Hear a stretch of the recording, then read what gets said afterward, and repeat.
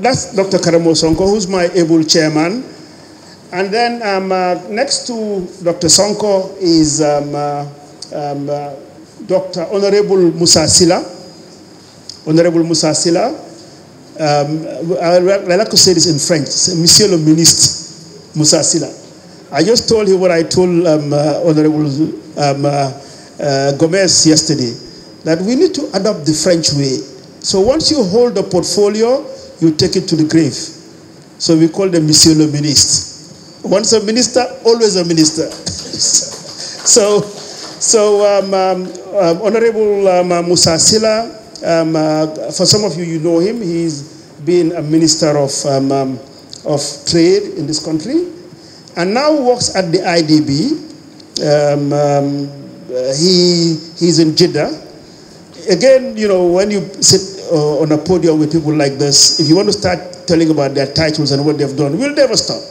So let's do it the Gambian way. So Honorable Sila, he's a brother, a friend, and he's here to grace the occasion.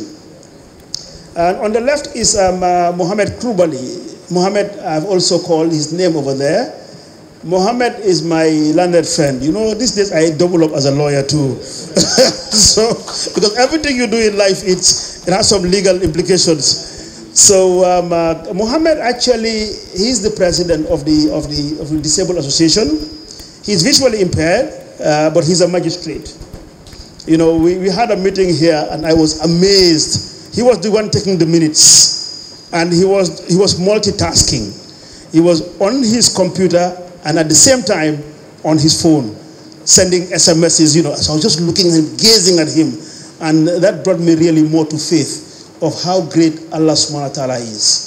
You know, how gifted he is. While people think that he's physically disabled, I was looking at him and wondering, wow, I'm sure I cannot do that. So that's Mohammed Kurbali.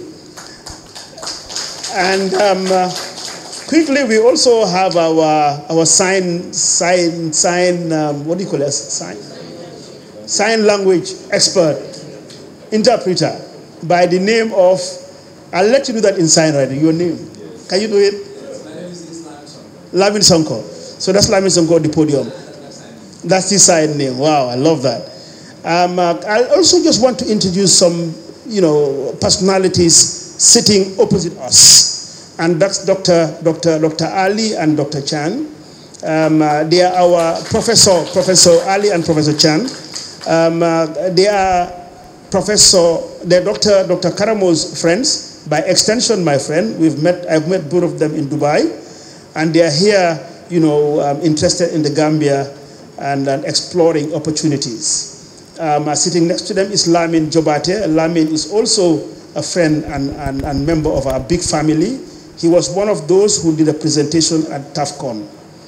I've got my role model who just walked in, our landed friend. I tell him all the time. Yesterday we were at a podium that when I grow up, I want to be like him. You know, you can grow in age, but also you can grow in size. So if I grow up to your side, I want to be like you. So obviously, Honorable Gomez. Then I will also quickly introduce Dr. Margaret Ellis. Dr. Margaret Ellis is a public speaker, and her business is called Influence and Coaches of Influence.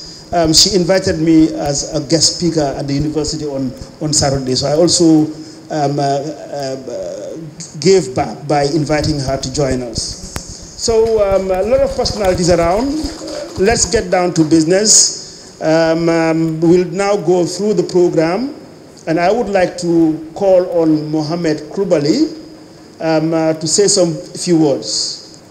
As I am standing before you, my short speech would definitely be predicated on 3 different tiers. That is, by introducing myself to you, which I've just done, a brief background of the Federation for the Disabled, why we are here today, and what is the expectation of the Gambia Federation for the Disabled.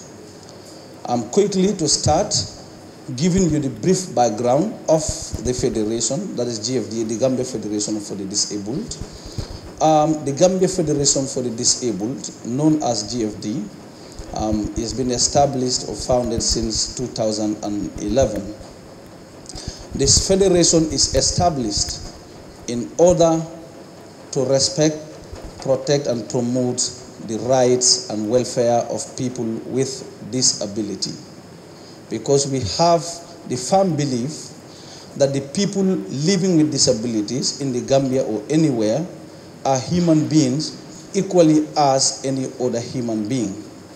And we have the belief and the firm notion that the people with disabilities, of course, should be treated equally with the able body of men and women. We also have the belief that equality should always be done to the people with disability. We have the belief that the people with disability, being human beings, should be given education, should be given employment, should be given economic independence and everything.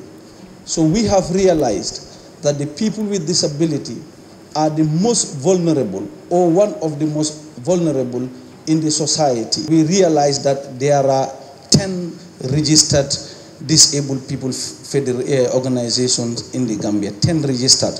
Although I am aware that other disabled people organizations also exist, but some of them are yet to be registered. That is at least to have their self-reliance in terms of finance, to establish their own employment opportunity. So we realized that the people with disability should also be sent to school in order to discourage people with disabilities going out in the streets, begging or maybe relying on particular individual. Because we have the firm belief that in this world, nothing is impossible. Before, I could remember my lecturer used to tell me that except changing a man into a woman, but later on I am being told that is even possible. So obviously we have the belief that everything is impossible. All we need to do is just to sensitize, enlighten, and conscientize the society about the possibility of everything, to indicate to the skeptics, to prove them wrong, that of course I can also perform equally as the cited counterpart as magistrates in court. So obviously it is very possible, and of course we've had a lot of successes even in the Gambia here and elsewhere, where blind and visually impaired or physically challenged really mount different positions irrespective of them living with disability. So obviously I don't actually need to say much, but just to give you just a brief insight to know and understand that people with disability in the Gambia are integral part of the country, or are integral part of humanity. So obviously we are part of you and you are part of us. So we should be interacting always, at least to teach each other, to inform each other, at least to let each other know that everything is really, really possible and we need not be discriminated against. Apart from this short description or maybe a brief background, I would like to say that the reason why we are here today is, of course, to witness a very, very, very amazing and successful forum, out of which I am going to give you at least maybe an information of why we are really here. I know some know, but some don't know. But the popular adage always holds that let those who know tell others. So the reason why we are here today is to witness a very, very, very successful and promising, at least, event from individuals who really, of course, sat down and have a brilliant thought for people with disabilities and have in mind that the people with disabilities do not need to be left alone, but the people with disability need to be empowered. They need to be given hope and they need to be given courage. So it's as a result of which we have a very, very, very, very magnanimous Gambian that is called Dr. Kerr, and that of Mustafa Njai. Karamo Sonko's foundation is called Hino International Foundation, and Tough Africa Foundation, who definitely have a very brilliant thought to say that we need to come up and at least extend a helping hand to this particular group of individuals who are vulnerable or the most vulnerable in the country. It's as a result of which Mr. Karamo Sonko, with his foundation called Hino International Foundation, pledged 700,000 Gambian dollars. And the purpose of this is to provide economic independence and self-reliance to the people with disabilities. And Mustafa Njai, with his foundation called Tough Africa Foundation, also pledged Gambian dollars of $300,000. He also shared the same objective with Dr. Karamo Sonko and his foundation, and of course that of the objective of the Gambia Federation of the Disabled. And of course, if I may still dwell by extension to that of Mr. David Jeng, that is the director of Empretect, who have also agreed that since this fund is being pledged by these two magnanimous Gambians, his own organization have agreed to provide training in terms of business skills and knowledge to ensure that people with disability are empowered with these skills. And again, by extension, Supersonic Express, under the management of Njundu Fati, has also agreed to administer this fund so that it will be put into very good use. And this fund is actually going to be put in place by giving the opportunities to the people with disabilities in a form of loan that they can acquire without any interest. So meaning, once qualified to meet all the ingredients that are set forth therein, the loan can be given to them based on what they request, and they can invest it into the business or into the areas that they wish to go for, and they can pay it at least without interest. And the application process is founded under Article 4 of the Memorandum of Understanding between the Gambia Federation of the Disabled, Hino Foundation, Tough Africa Foundation, that such available fund is open to all kinds of disabilities in the Gambia. So it doesn't discriminate anybody. Now, having said this, I don't actually need to keep you long here because we are in the rainy season. What the Gambia Federation for the Disabled also expect from the government, non-governmental organization, parastatals and individuals is that they should be able to emulate these two magnanimous Gambians, that is Dr. Karamo Sonko and Tough Africa Foundation. And of course, by extension, Empretec, who is always readily available to make sure that business training skills and facilities and knowledge are being at least given out to people with disabilities. And the government, non-governmental organization, parastatals and individuals should try to emulate by making sure that at least they also come in to make sure that people with disabilities will continuously be self-reliant and acquire economic independence as well. Because these two Gambians know that the government cannot do everything, so they must come in order to complement the efforts of the government. Finally, we are all aware that the success of most organizations or companies lies in the hands of the board. In other words, sometimes we call them the trustees.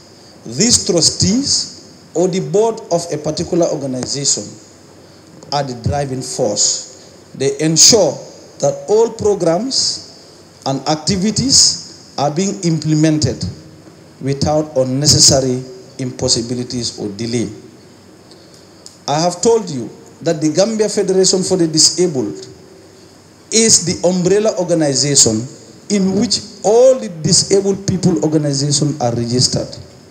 We make sure that we go out, tap funds, we make sure we reach out to the people with disabilities, ask them their problems, and we sit down and see what solution could be available to their problems or to their needs. So right now, I am just sad to inform all of you that the Gambia Federation for the Disabled, being the voice or representing the voice of all the disabled people in the Gambia, definitely is in dire need of help. Our secretariat is not functioning because we don't have the funding. If you look at the office right now, the look is not that much good. We have some broken windows. Our toilet is not functioning. We don't have internet facilities, and we don't even have a permanent executive director. And the board even finds it very difficult, at least to meet, because we all know movement alone is not easy. We have wheelchair users who find it very difficult, at least to move. Sometimes some drivers will not even show willingness, at least to make sure that they are being carried into their taxis, and from there fold their wheelchairs, put them at least in the car carrier. So it's always difficult. For finance right now is really in need by the federation, without which we may find it very, very, very, very difficult to operate. So we are appealing here. Of course, it is a forum for it, at least by telling you our problem. Whoever can come in, at least you come in and help us, wholeheartedly. So this is our main problem right now. It's just, in fact, 3 weeks ago that I was able to explain the problem of the federation to one young lady. Maimuna, can you stand up? She's behind. I may not know where she is. So I told her that the federation right now is in need of somebody who will be opening our office, sit down in the office from 8:30 to 4 o'clock, receive letters on behalf of the federation, pass me the messages so that we can work on them. And she definitely agreed and consider herself as part and parcel of us as the people with disabilities. She goes to the office from Mondays to Fridays from 8:30 to 4 o'clock, receive letters on our behalf, pass messages so that we can be back on our feet again. So obviously, I am craving all your indulgence, at least whoever can come in to make sure that our secretariat functions effectively and efficiently. Your intervention will kindly be appreciated. So thank you very much for listening to me. First, I would very much like to thank everybody here, friends, relatives, colleagues, and people whom I do not know. I would like in particular to thank my brother, Dr.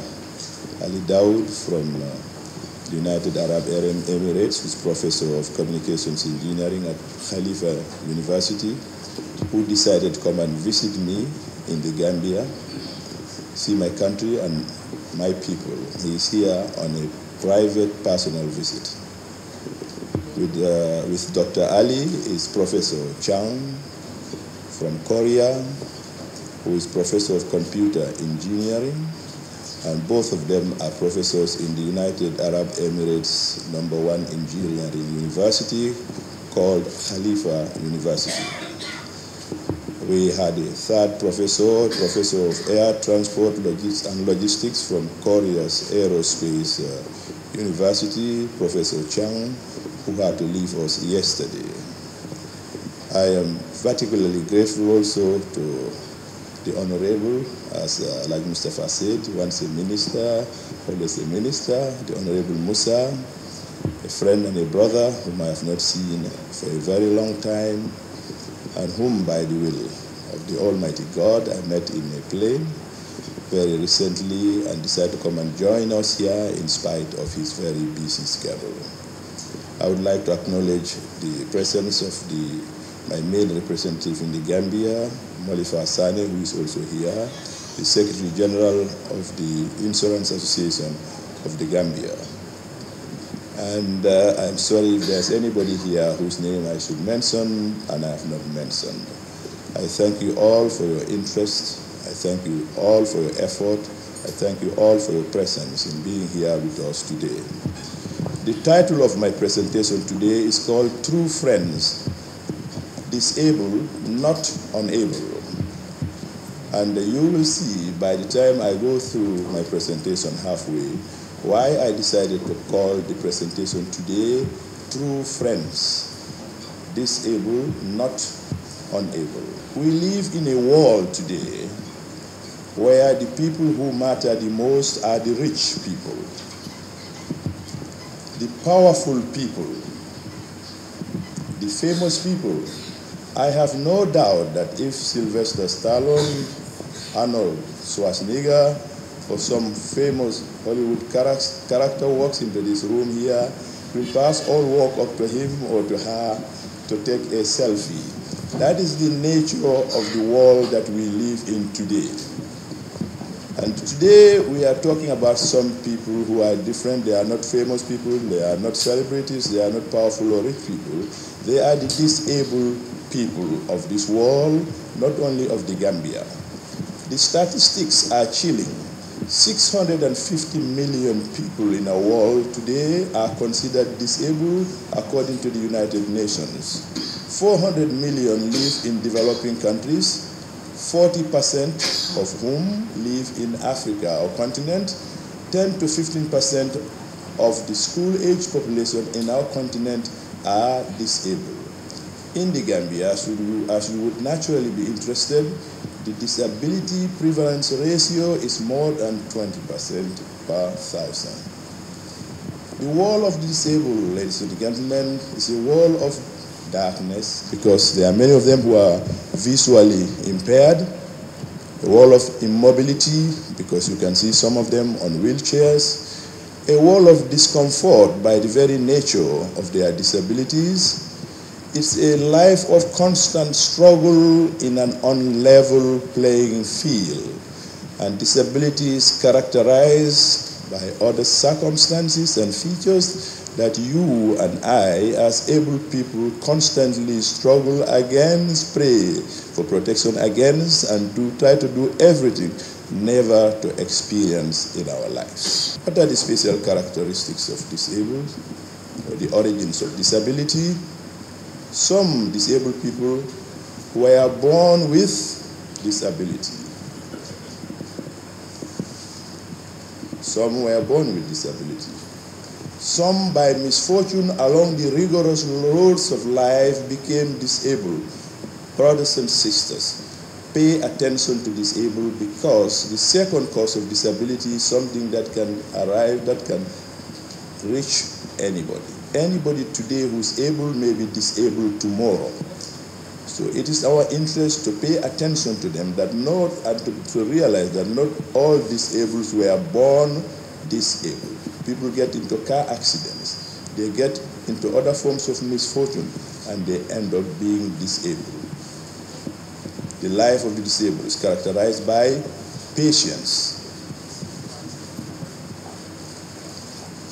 Above all, I have realized, because all my life I have had a particular relationship with disabled all my life, and I have found in the hearts of so many disabled people something that keeps them going on, something that gives them hope, and that is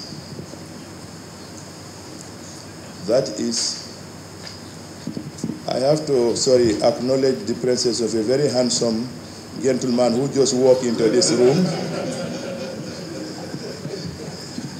He is very handsome because he happens to be my cousin, the Honorable Minister of Energy, Mr. Fatou. Yes. Welcome. We are indeed very honored to have you here. Okay, so, disability, as I said in the beginning, does not mean inability. I said disabled, not unable.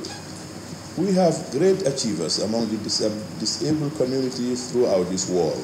Here in the Gambia, we have got Mr. Colley, is the first person there. On the left, who is the president of the Gambia Disabled Sports Association. Number two, we have got a man who just impressed me with a very eloquent speech, Mohammed.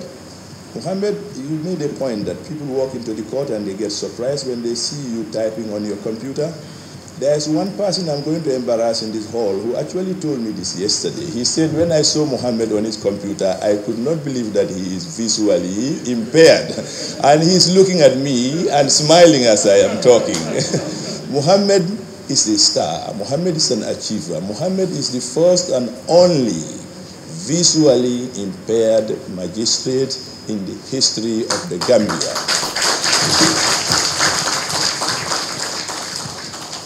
We have got third on the right, the only lady.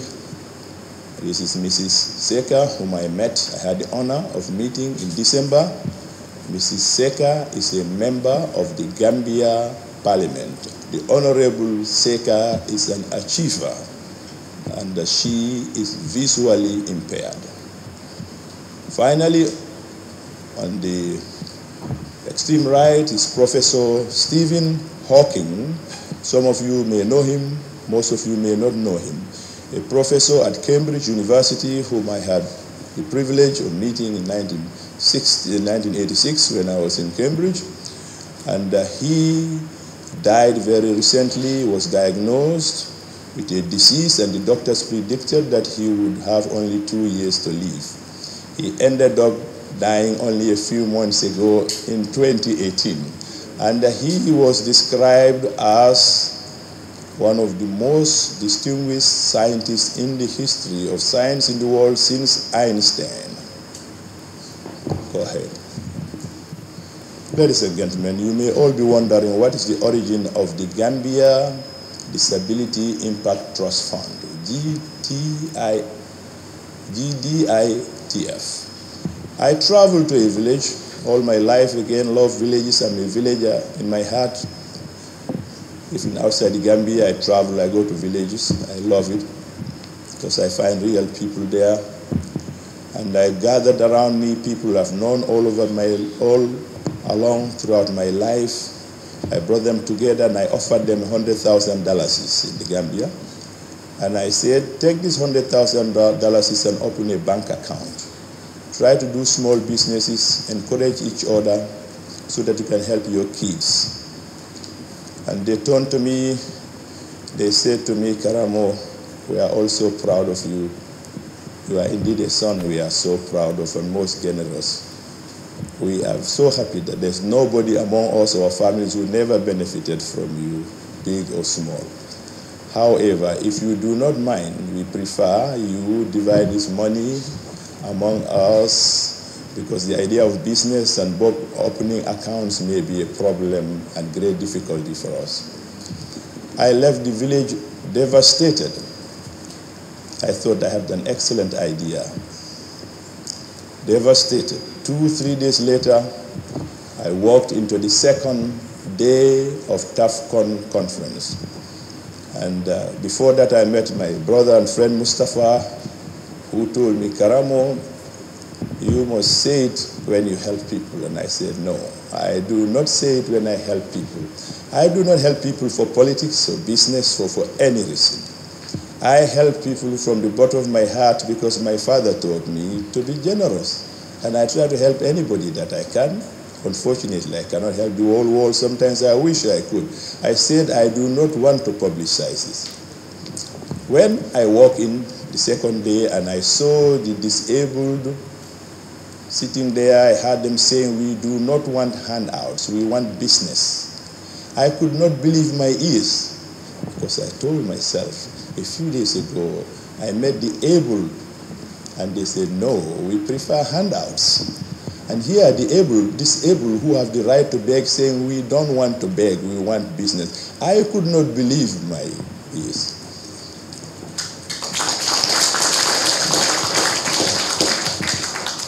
Incidentally, the day before, my brother and friend, Hino's representative in the Gambia, Mr. Sane, who is seated there, told me, Karamo, your house that you've been trying to sell for a pretty long time, there's an offer of $4 million.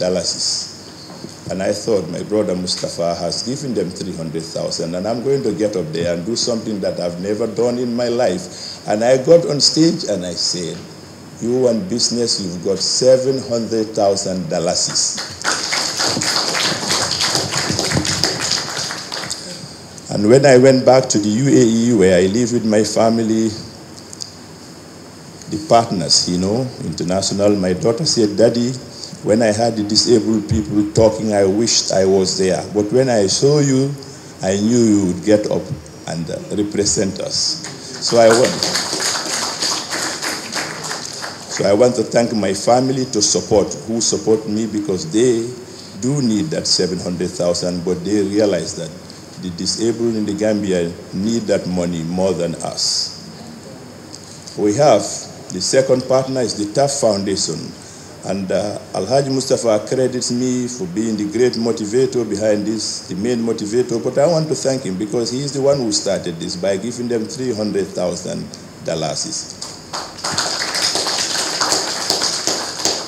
That 300,000 motivated me to round it up to $1 million. So I would like to give you credit.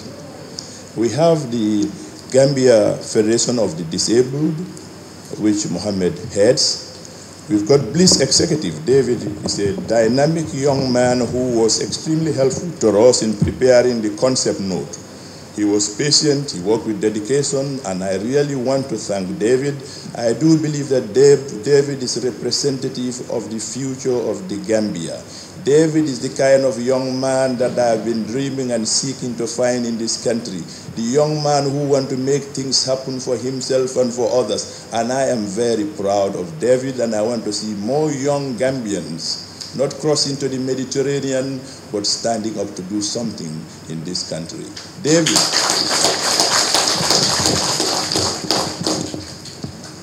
You have got Empretech, GAIPA, brought in also by David, who are among the partners in this venture.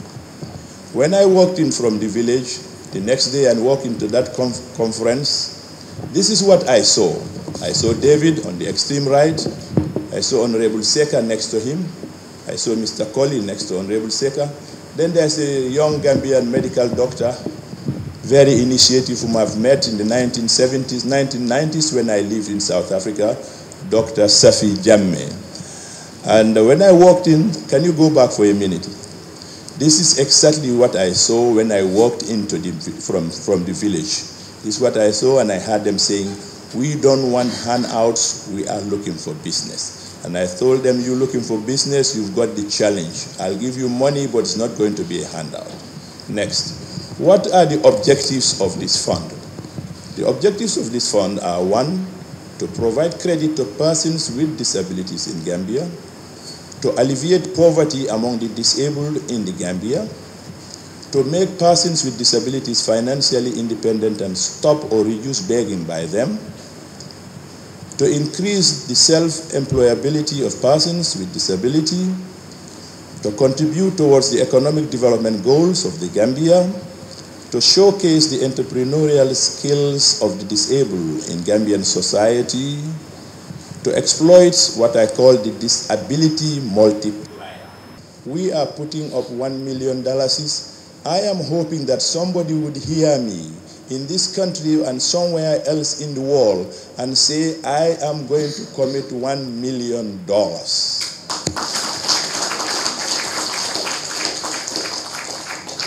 And I am hoping this would happen, because here we have got courageous and willing men and women who are disabled but have decided to work to become productive in the Gambia. And I'd like to see them succeed, and we use them as role models for the able men and women, especially the young ones, as role models for them and for role models of all the young and others throughout this world, to show that if the disabled can succeed, the able have no excuse not to get out there and succeed. I am hoping that disabled of the Gambia will be role models for Gambian society as well as the whole world. And I'm hoping that somebody would hear me. I'm hoping that somebody would hear me and join us in making this a reality. Inshallah. Ladies and gentlemen, what are the terms of this fund? It's $25,000 is maximum, which is very reasonable as a microcredit loan. It's going to be 0 interest rate. The idea here is not to make profits. The terms of payment, repayment period is 9 months after a grace period of 3 months. And finally, we would take 20% of gross profits in the second and the third year of operations, which will go to Hino International, and then the money will be pumped back again as a revolving fund and used again to help disabled as well as others. Please. Ladies and gentlemen, I'm going to tell you a story. I told you that I committed $700,000 because Molifa, who is seated there, told me that somebody's offered $4 million for my house. When I went to Molifa after committing the $700,000, Molifa said to me, "Boy, I am sorry, they've changed their minds." I told my daughter, who congratulated me, there is no $4 million. And she asked me, "Daddy, where are you going to find the $700,000? I said, "Inshallah, I would find the $700,000. And I went to meet the president of the Gambia, His Excellency Adama Barrow. And Adama Barrow asked me if I had a copy of my speech because he would like to get a copy. When I left Adama Barrow, I met a young man for the first time in his life who I have a connection with out of the incredible hospitality and generosity of my father, who had hosted so many people in our house when I was a child. And his father was a perfect gentleman I've known when I was a young man, was one of those guests in my home. And I went and I found that he had a printing press, and his name is Aliu Jao, and he's seated at the back there.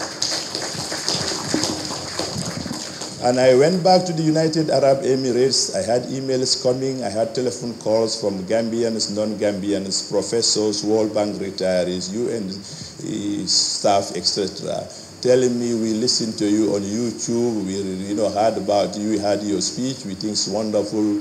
Really, can you send us copies?" And I was thinking, I'm looking for $700,000. I am going to print my speech to sell it to raise this money. I talked to my friends in Gambia. They said, "You are wasting your time. Gambians don't read, don't print." And I said, inshallah, they would read. And I went ahead and I printed the speech. Before we launched the speech, which we will do tomorrow, inshallah, in my famous village of Sintet, I have already raised from the speech through friends only about $4,000 US.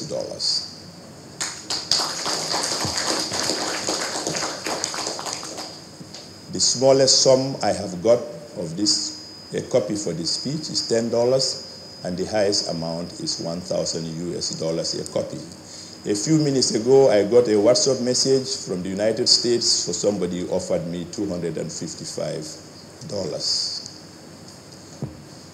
Ladies and gentlemen, I will tell you an incredible story today. I raised $4,000. I still needed $10,800 for the $700,000. I went to pray my Fajr prayer in the United Arab Emirates. As usual, after my Fajr prayer, I decided to take a little walk. After my walk, I went back to my house. I decided to type something on my laptop, and I had my phone next to me. I saw a WhatsApp message from the CEO of an international organization, and he said, "Can you make a presentation to my staff on PESUL analysis?" PESUL. And I thought, PESUL analysis, why would he ask me to do a presentation on PESUL analysis? Immediately my memory went back to my famous village of Sintet. I remember our mothers and grandmothers. I remember the little girls. I remember the young ladies pounding the rice and the corn. And I said, why would he want me to talk about these women pounding the corn and the coos, etc.? I thought, maybe I should tell him, no, I cannot. Then something occurred to me. I went into my laptop and I Googled, and I saw a very fat lady. In our culture, that's a compliment, by the way. And when I saw this fat lady pounding the rice, I remembered our mothers and our grandmothers and the young ladies in my village. And I thought, this is life. This is life. I saw the smile on the ladies. I look at the muscle. And I said, I can make a presentation on pestle analysis. I read about it and I found out that it was invented by it's attributed to a professor from Harvard University. And I said, I'm going to do something that nobody, including Harvard professors, have done. I wrote back to the CEO and I said, yes, I'm going to make a presentation, pestle analysis from an African perspective. I did. They were so happy, they paid me $6,125. Before I left, the CEO called me, whom I'd given a copy of the speech to, and he gave me $1,000 US.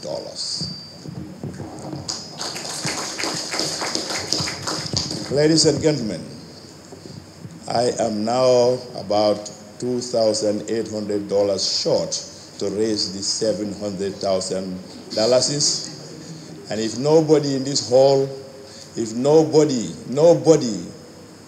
who hears me pledges this, I have a little son who is 5 years old, and he's ready to pay for the difference.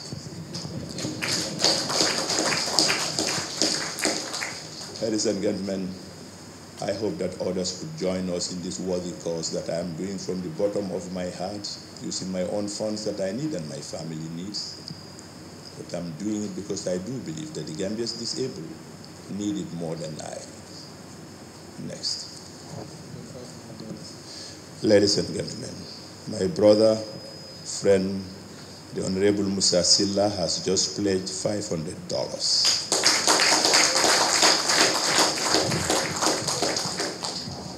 Ladies and gentlemen, what are the next steps? The first is the formation of the advisory committee of the GDITF, according to the MOU, which Mohammed has cited. Second is to advertise and get applications which will come with ideas, proposals of what they want to spend the money. We do not want to give money to people for the sake of it. I am an expert in giving money to people without asking them, what will you use it to? And I want to now stop that. I want to give money to people who are ready to work and use that money for the benefit of themselves and others, and for the benefit of economic progress in the Gambia. The applications will therefore come with ideas, proposals on what the money would be spent on. Number 3, training. You need certain things for successful entrepreneurship. You need the idea. You need the application to say, I want to do it, showing the will, but you have to get the skill. Maybe you have the idea, but you don't have the skill. You have the will, you don't have the skill. So we do not want to give money to people out there. We want to train them to be able to use it. This is why David and Empritech are going to be very, very useful. We want to make sure that these people are trained to use this money properly. Now, this is one of the features that make this fund unique by any standard anywhere in the world. We have a package, and this package comprises not only money, not only a proposal, but training. Then we go to disbursements. After that, we will make sure that they are monitored and they are supervised.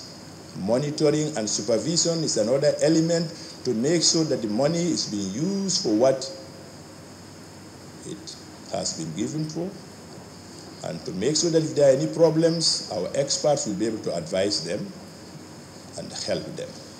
And I forgot to mention Supersonics, who is a very, very important partner in this process. As Njundu Fati here, who is the CEO of Supersonics Microfinance. And Supersonics have got many years of experience in microfinance, so they are going to be our fund managers, because they are already doing this for the able, so they'll help us to manage this fund, disburse it. They'll help us in so many ways in making sure that the money is properly used and the repayment is done. And Jundu, who is the CEO of Supersonic Microfinance, is here with us. Then finally, is success. We are very optimistic with the optimism that they have shown, the disabled of the Gambia, the willingness and the commitment that they have shown, that inshallah they will succeed. Please, go ahead. Ladies and gentlemen, before I conclude, Africans must be able to do at least the small things that can make a difference in our economies by ourselves. We must not always be begging the outsiders for everything. It is very important that we can do small things. And we, Gambia, come from a culture of giving. Our fathers, grandfathers normally were very generous people, very hospitable. We must not let this kind of values disappear.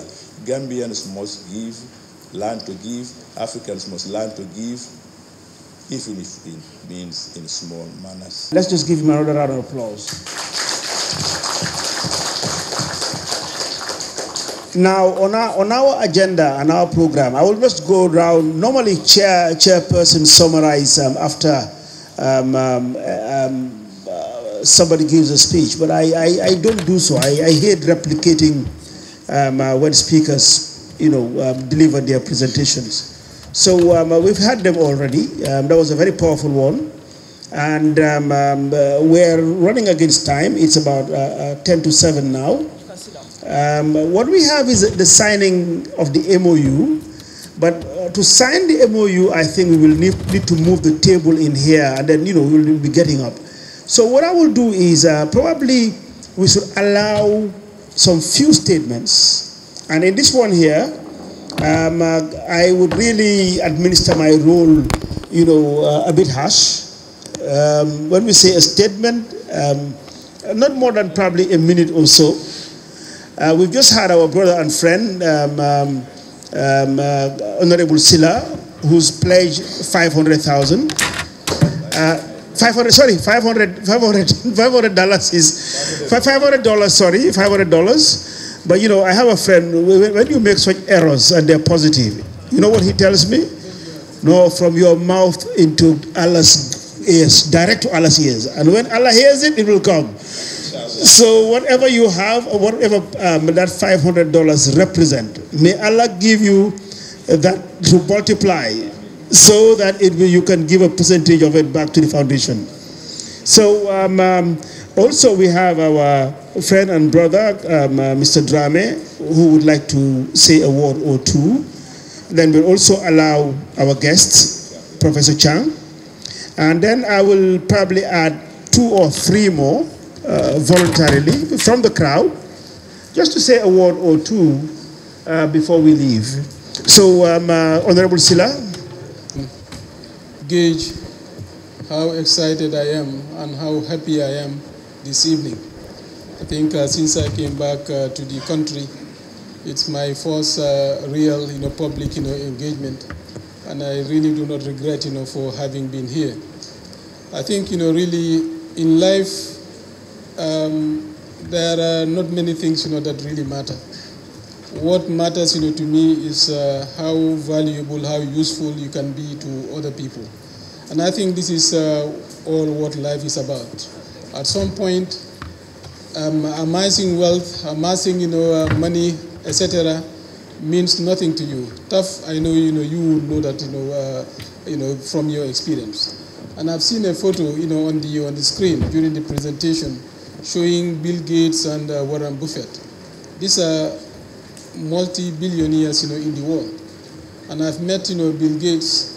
What he once, said is, when he dies, everybody knows who Bill Gates is. He's the one who developed, Microsoft, etc. And he told me when he dies, he doesn't want to be remembered as the guy who developed, Microsoft. People are using in the computers.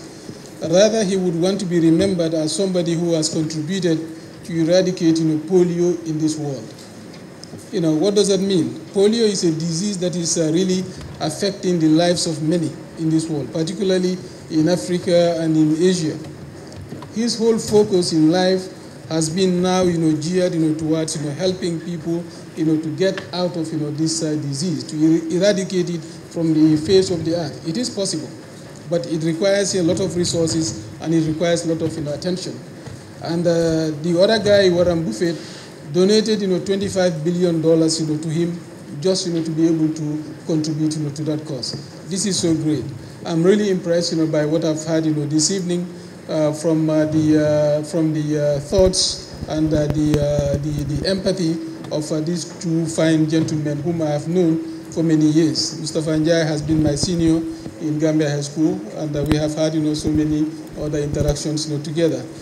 Dr. Karamo has been my junior in high school, and we have had a lot of interaction together, starting off at the information officers, trainee information officers in those days. And I'm really happy that I'm here this evening, and I'm also very, very pleased to see all these fine gentlemen, and particularly to have met our brother Mohammed Coulibaly, who is a magistrate and visually impaired.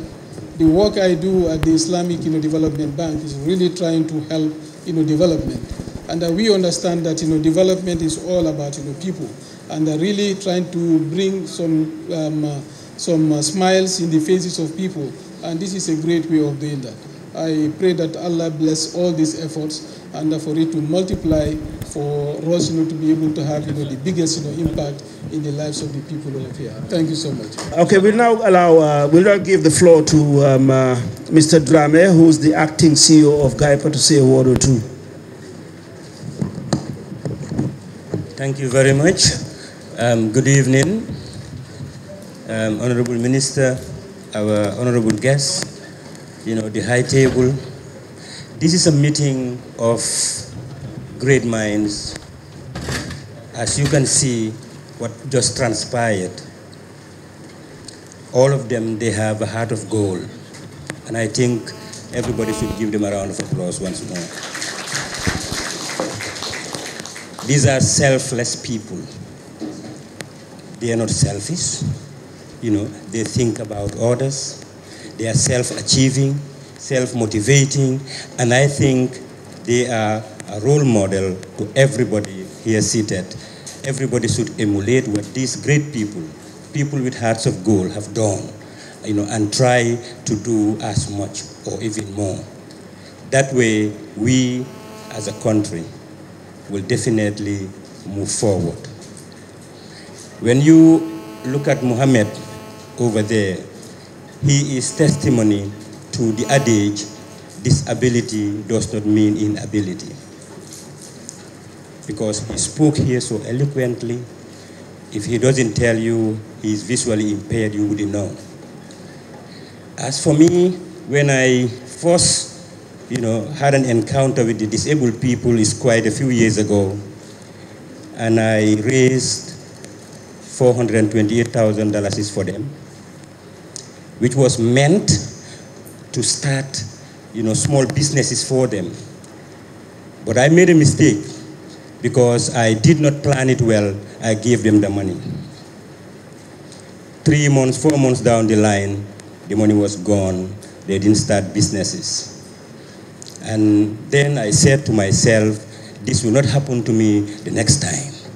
That's why when I pulled them in and then I said, the best way to help them is to train them. They don't want to be in the streets begging. They want to start their own businesses like everybody else. I said, give them an opportunity. Don't give them fish. Teach them how to fish so that they can become, self-sustaining. So I pulled them in with the help of the team. We trained them in the behavioral modification. That's the Empretech model. After the training, they would call in. You see how, fate has it to call in Mataf. When he came in, God knows, he made that announcement, tears just dropped. Because I thought, I didn't think that there are people who has it in them to just do that kind of, to just have that kind of heart, to give back without even thinking about it. And from that day, I respected him. I said, that is one guy. If he were even our president, probably, he can change things because he doesn't think of himself, he's selfless.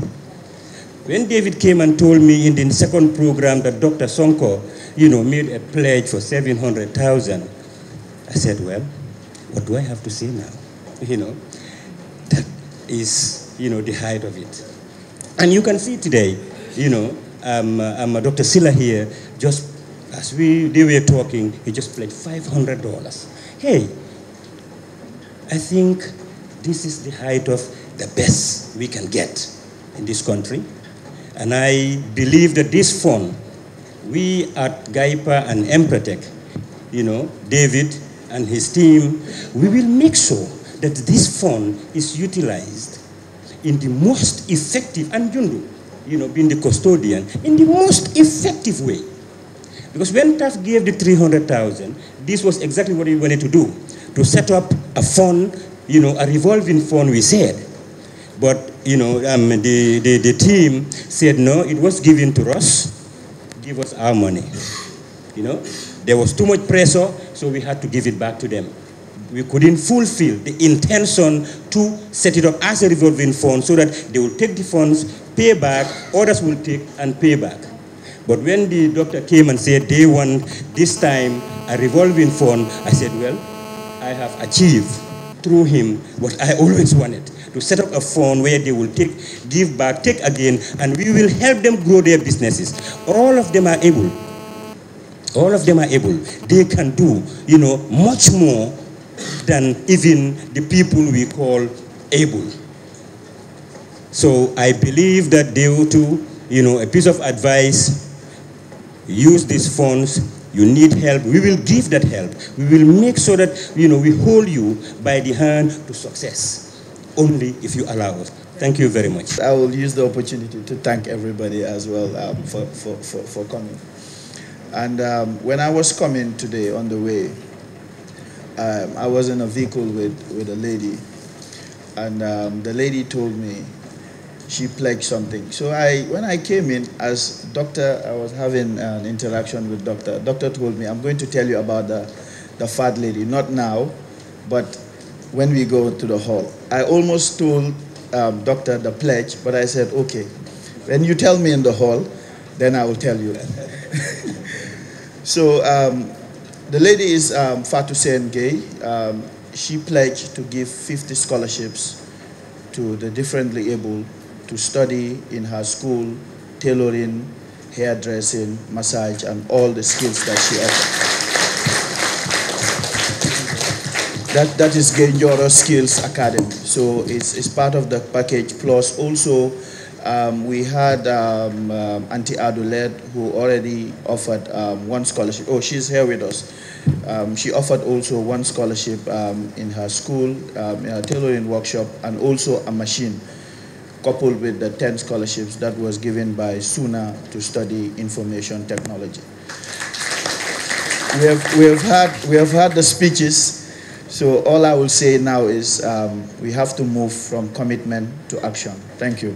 I'm really grateful for Dr. Karamo, and he's a good friend of mine, and he is such a generosity person. He's touched my heart actually. And I'd like to congratulate him to create this fund to help the disabled people in Gambia. Okay, and first of all, I'm from Korea, from South Korea, and in Korea, we are independent from the about 1948. I think August 15, 1948 is the one the South Korea was born. And at the time, can you believe or not that Korea was second poorest country in the world at the time because of we had the Korean War and so on. And according to UN, we are the poorest country. However, I'm great to say that now Korea is receiving nation to giving nation in the world. As a matter of fact, it changed a lot. Why? Because we focus on education. I think today we mentioned about training. training means everything. Korea doesn't have any kind of natural resources whatsoever. However, we have human resources. Human resources make everything, in my opinion. You have a great people here. For example, you may be disabled, but you are not mentally disabled. In other words, you have a great mind, can able to do a lot of great things. For example, I give an example. Professor Sang-Mong Lee, he is a famous professor in Korea. He was paralyzed from neck to all the way down because he cannot do nothing because he had an accident in California, and after that he cannot do much. He was a coma for a few days, and when he recovered, he has paralyzed from the neck to that downward, so that he cannot able to do anything. However, he has great mind, and he can able to publish, and not only that, do the research. Actually, he's one of the today's we mentioned about Stephen Hawking. He's like Stephen Hawking in South Korea at the moment, and support is necessary because he cannot do hopeless. But now he can able to talk about his great achievement through his mind, because mind is able. So he can able to do great things. So he write a lot of good patent regarding maritime, the sea ocean geoscience. He was a famous professor in Korea as well as in the world now. And he was interviewed by New York Times and so on. And as you can see, one can able to do this. If you think you can, because train make everything. In other words, Korea was able to develop because of education. We focus on education, education, education. This is the only way that you Gambians can develop your future generation in the future. That's what I believe, because I'm in the profession in teaching. So I'm teaching cybersecurity at the Khalifa University, and I believe that only way to succeed in life is training. And also, you must have a passion. You don't have a passion, you have a good in heart. We call it in Korea, hungry spirit. If you have a hungry spirit, you can do anything, I'm telling you. And Korea was poorest country. Now, we are top 10 in the world. And for example, we have a for example, we have a Samsung and LG Electronics. They are the leading electronic company in the world. And semiconductor, we are #1 in the world. And ICT infrastructure, probably we are the #1. Yes, and also car manufacturing, #5. And believe me, the state education in Korea is second in the world, math and science. That's why Korea was able to develop to now. So I pledge you, my friends and ladies and gentlemen, and I'm telling you, if you think you can, you can. You can make it, and you will make the Gambia great again. Dr. Sonko is actually a cousin, and knowing him from childhood, I'm not surprised what he is doing now. Since we are all young, he had a passion of helping people less privileged. He will travel into the villages. Sometimes he'll cross the border and go to customers. And come with stories. Sometimes we get scared. He goes to remote places and then come with stories that we can, well, look, this man is crazy. You know? But he had the passion of going to the people, helping the people. And he doesn't mind whether you are disabled or just he wants to help the privileged. And this not only at the outside level, in the family level also, because a lot of things go through me. And sometimes I wonder how he knows that family member A, B has a problem. I don't know how he knows it. But when he comes, I find out that how does this man know that this particular family member has a problem? And he doesn't want them to know. So whatever he's doing now is not a surprise to me. So all I can say here is to thank him, but more to thank the supporters. TAF is not a friend, it's part of the family. And when I came in here, I saw my minister, Mr. Silla, he was my minister. And I was director and also commissioner when he was the minister. So that's why I cannot say much. Because when your boss is sitting down, you cannot say a lot. And but I'm not surprised to see him also here. And I'm also surprised for him to the contribution he's done. He is also helping us. This time, at least for once, I will say energy. Helping us in the energy sector of this country. The new government is definitely helping us at the level of IDB.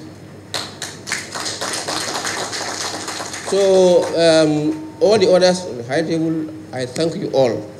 And also, of course, I found in also here, my brother Tan, and also another honorable minister. You see, here I have a problem here for my ministers here, you know. And also, thank you all. And also Adelaide, who is a mentor for most of the young people. We've known her from childhood, and everybody here. So I thank you all for coming and supporting us. This is my family. You're my family member, and we are very grateful to have you here helping us to help ourselves. Thank you very much. I'm really very honored to be asked to start this public commendation, because in our life in this country, people have tried to do things for the Gambia, and it has been extremely difficult, but Alhaji Mustafa, as Dr. Karamo calls you, you have blazed the trail. Young people everywhere are now not only confident, we all want to be like Barack Obama. Yes, we can. Yes, we will. And inshallah, the disabled have now found a real, genuine champion in the two gentlemen before us. We thank you from the bottom of our hearts, because when we pray for you, we pray for ourselves. When we honor you, we honor ourselves. You have demonstrated throughout your life to be the most distinguished sons of this country. Thank you very much, sir, for coming, and thank you very much for this initiative. I think for the benefit of everybody, I had gone through so many things. Taf has said, minister before, youth and interior. But I want to attribute some of those qualities I learned from Taf himself. Because when I left high school, the first job I picked up was a tally clerk. And by then, Taf was working for for Afro-Atlantic. And the first project was at the Ports Authority. There was a set that we were constructing, but the real work I worked under him was the central bank, the commercial bank building, which is now the Trust Bank. So I had spent my 14 initial months in work under Taf. And there are sterling qualities that you will always take from Taf. He could have, at that very moment, taken flight because he was at the top of the game in terms of construction.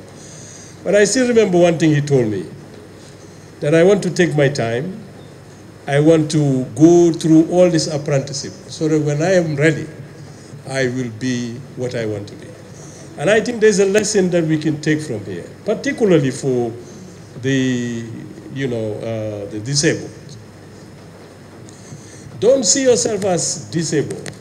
See yourself as every other person in this room. The challenges are the same.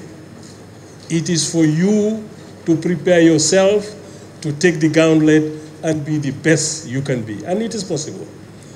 I have worked throughout my career in youth development, in enterprise development, and that's my passion, that's my calling. The challenge will be there, the fund is set up, but the challenge will be there. There is a 1 million fund, let us make it many, many more millions. But that will only happen if you put out this issue of arms giving, this issue of taking patronage from people, but ready to sweat, ready to work hard, so that if you're giving $10, you will bring $13 back to the fund. That is how this fund will grow. That is how your organization, your association will become the best organization that you want it to be. Today, I'm just very elated, and I think this is divine that I am invited here because now I have found a place to make a landing, to begin to educate the Gambian population about civility and respecting and valuing human life, and giving every citizen an opportunity to be a contribution to society, to be an ambassador of their nation. I am telling you, looking at this young man here, if we take him on any platform in the world, the Gambian flag is going to fly high. But this opportunity would have been missed if we didn't have a platform and a forum and an organization that was willing to raise this giant. This is profound. Mohammed, I salute you, sir. And you know, the book is about influence, and influence is a gift that we all have. And everybody is born with the gift of influence. And only those who invest to groom this gift and put it to use. You know, I always say, even to my kids who are very young, I say there are two ways to life: living a life breathing and living a life of purpose. We all have something to account to the one who created us on the day we go back to him. And that is, what did you do with what I gave you?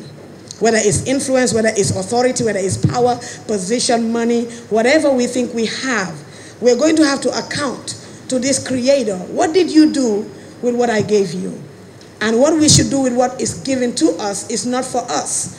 It is not a life of hoarding and making yourself better. Life is not life until you make somebody else better and you raise somebody else to your level or above your level.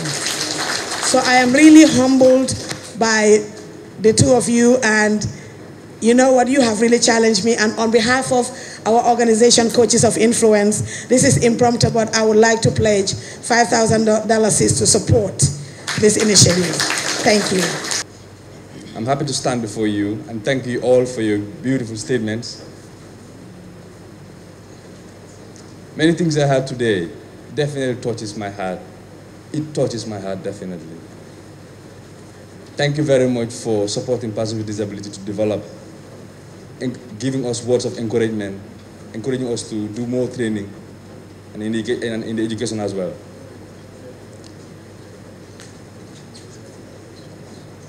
This has shown us that you don't want us to fail, you want us to develop, and you want us to be as normal people or able people. This goes to Dr. Sonko. Thank you very much for coming, and I will want you to do this. Before you go back to Dubai, to UAE, I would like you to meet up with the National Assembly members, if the Speaker or the Deputy Speaker, to share this statement of yours, the presentation, with them. I think if they have it ready, if they read it, it will definitely help them, and it will also impact on our policy that we want them to help us on. Because the disability policy has been there for many years, and if this thing is being enacted, I'm sure Gambian people's attitude towards persons with disability will change.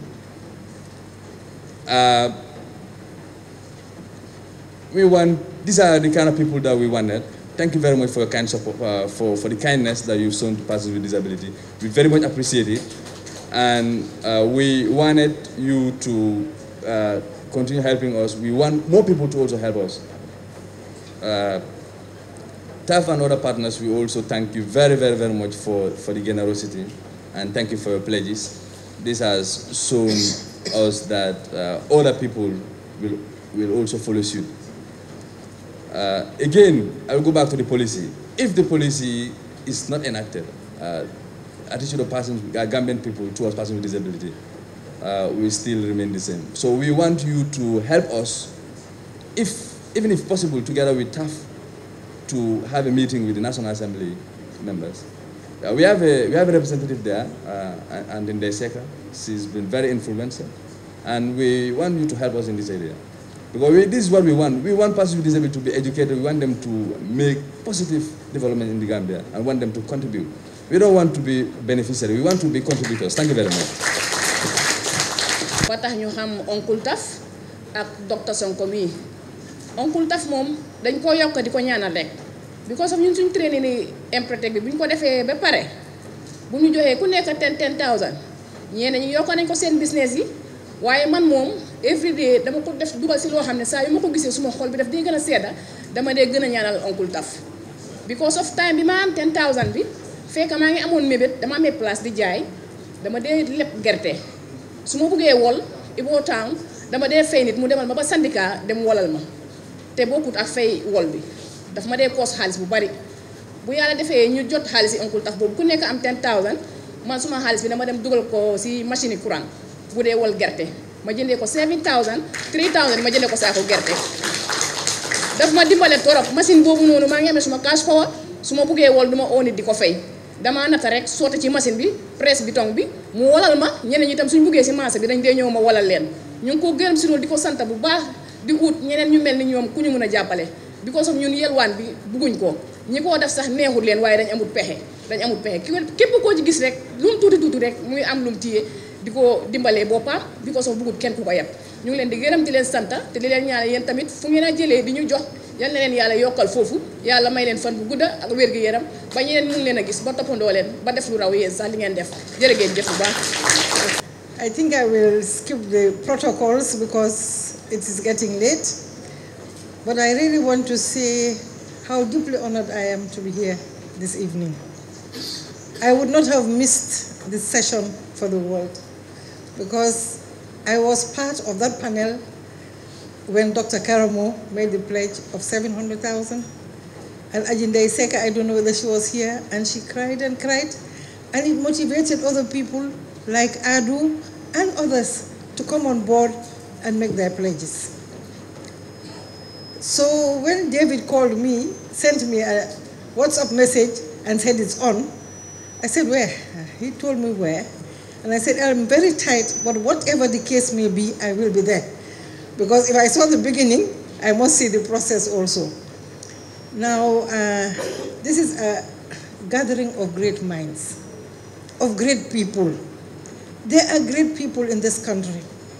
And before I go any further, I really want to appreciate our guests who have traveled to come and join Dr. Karamo in his quest of making life better for other people. Taf had said, I'm a gender and an education specialist, and I want to thank you for saying that education is the answer. Education is key.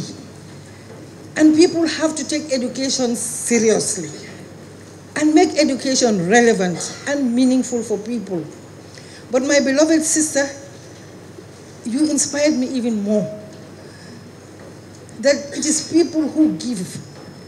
We have to answer for our gifts. And every day people say to me, hey, haven't you retired yet? When are you going to retire?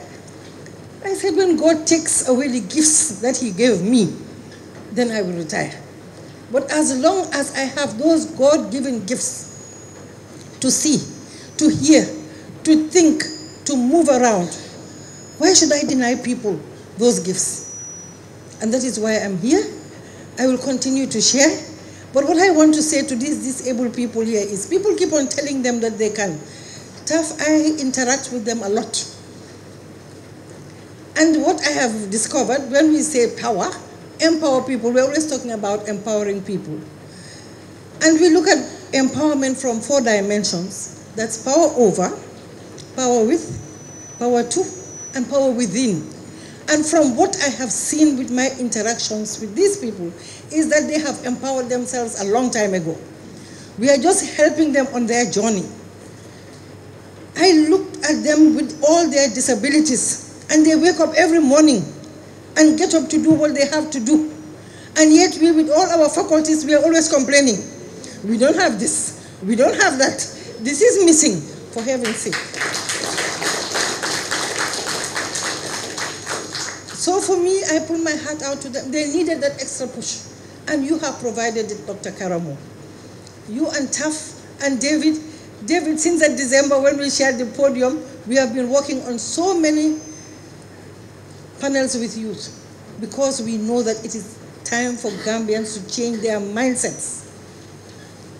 And this is what we have been working on. And this is not the forum for that, but please let Gambians know and think disabled. And this is a challenge for you, tough in particular.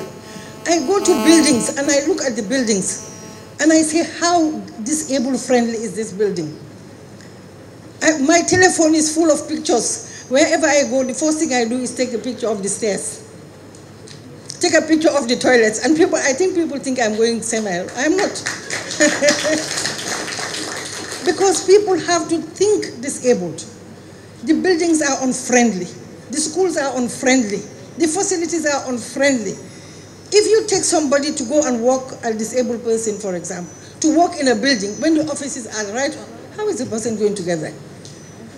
I asked somebody, this is the newest building, you know, my education people. And I said to them, hey, your new building, where are the ramps? They said, oh, we've built a lift. I said, what if the electricity doesn't work? So these are the things that we have to take into consideration. You are a trendsetter. I know you will set the trend for us to change our buildings and our environments to make them more environmentally friendly. Unfortunately, I cannot be with you at Sintet, Doctor. But I know, and what did you show to the world? That you made a promise. People have to live up to promises and commitments. He stood there thinking he had 4 million and he was giving away 700,000. He didn't have it. Why go to Batam? There you go. You made sure that you walked, you did everything to live up to your commitment. So please, let us live up to our commitments. He cannot hear me, but we have made a commitment. No, the translator can see me there, my friend. That we have made a commitment to inclusive societies.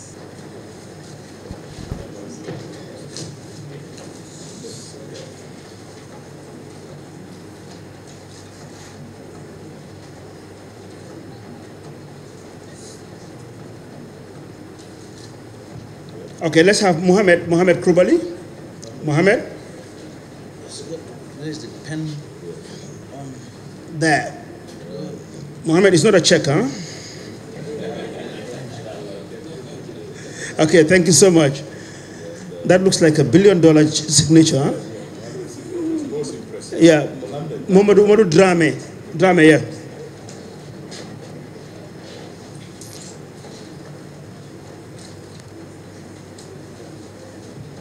Then David Jeng. I will sign after you. No, I'll be the last one.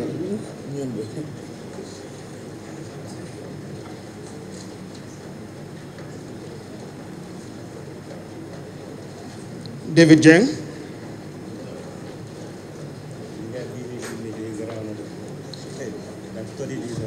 Okay, let me now do my signature. Then we now have Uncle Taff. Thank you. Okay, thank you very much. I think we've done extremely well. It's 6:45. We have time to do our prayers. So thanks again, everybody, for coming, and may you travel safe to your fixed abodes.